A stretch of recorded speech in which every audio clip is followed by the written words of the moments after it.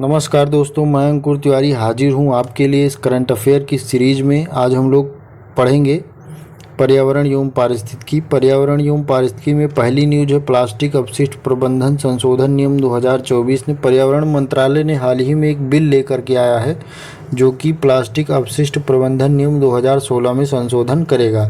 नए नियमों में इसने बताया है कि बायोडिग्रेडेबल जो निर्माता हैं इनको बायोडिग्रेडेबल के रूप में लेबल करना कठिन हो जाएगा। आइए देखते हैं इसमें क्या प्रावधान है। इसमें प्रावधान है कि कैरी बैग और वस्तुओं के निर्माण को कंपोस्टेबल प्लास्टिक और बायोडिग्रेडेबल प्लास्टिक से बनाने की अनुमति दी जाएगी। संशोधन के बाद बायोडिग्रेडेबल प्लास्टिक को ऐसी सामग्री के रूप में परिभाषित किया गया है, मतलब जो मृदा में पूरी तरह से नष्ट हो जाए। और माइक्रो प्लास्टिक का तात्पर्य क्या है? जो अभिलेय किसी भी ठोस प्लास्टिक कण से है जिसका आयाम 1 माइक्रोन और 1000 माइक्रोन के बीच में हो। अगली न्यूज है कि वर्ष 2022 में 1.05 अरब टन खाद्य अपशिष्ट उत्पन्न हुआ है।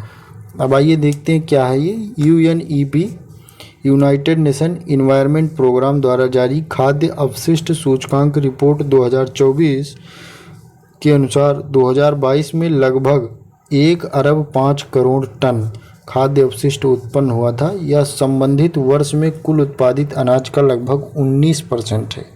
खाद्य अपशिष्ट का मतलब है खाने वाले सामानों में जो सड़ गल जाता है उसकी बात कर रहा है। यह भोजन अपव्यय सप्लाई चेन अर्थात खेत में उपज से लेकर दुकान में बिक्री तक होने वाली भोजन हानि से अलग है। UN पर्यावरण कार्यक्रम की कार्यकारी निदेशक इंगेर एंडरसन ने बताया कि खाद्य अपव्यय एक वैश्विक त्रासदी है। विश्व भर में भोजन ऐसे बर्बाद हो रहा है जब लाखों करोड़ों लोगों को भरपेट भोजन नहीं मिल पा रहा है।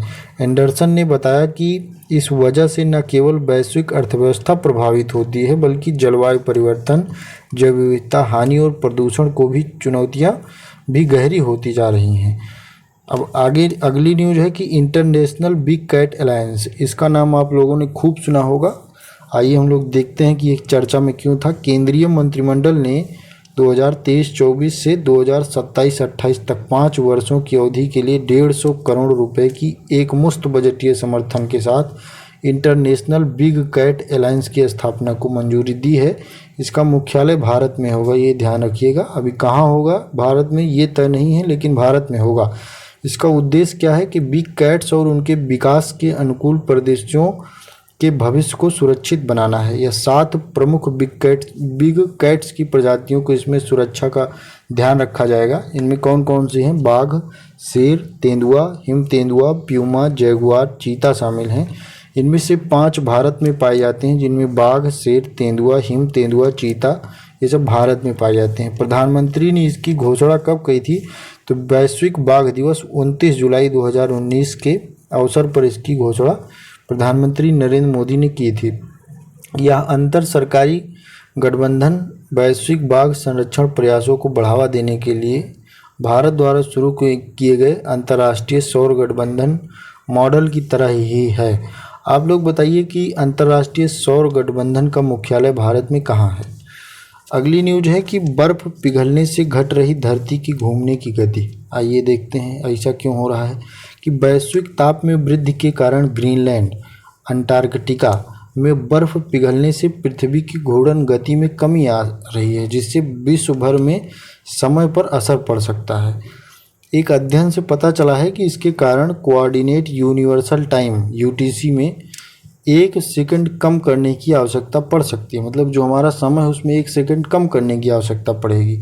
भूभौतिक विज्ञानी डंकन एग्न्यू ने बताया कि चूंकि पृथ्वी हमेशा एक ही गति से नहीं घूमती है, इसलिए UTC में भिन्नता पाई जाती है। उन्होंने बताया कि 1972 के बाद से ही सभी भिन्नताओं में एक लीप सेकंड जोड़ने की आवश्यकता है। जिस तरह लीप ईयर में एक डेट जोड़ करके लीप ईयर बनाया जाता है, उसी तरह लीप सेकंड जोड़ने की बात ये कर रहे हैं।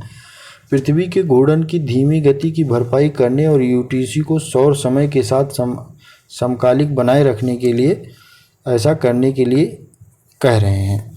अगली न्यूज है कि ग्रेट इंडियन बस्टर्ड के संरक्षण के लिए समिति बनाई गई है। ग्रेट इंडियन बस्टर्ड क्या होता है, आइए देखते हैं।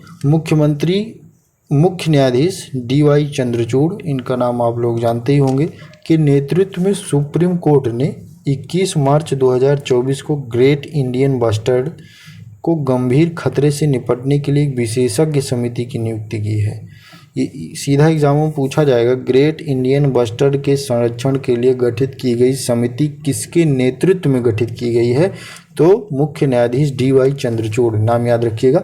इस समिति का गठन ग्रेट इंडियन बस्टर्ड पक्षी आबादी के संरक्षण और सुरक्षा को संतुलित करने के लिए किया गया है।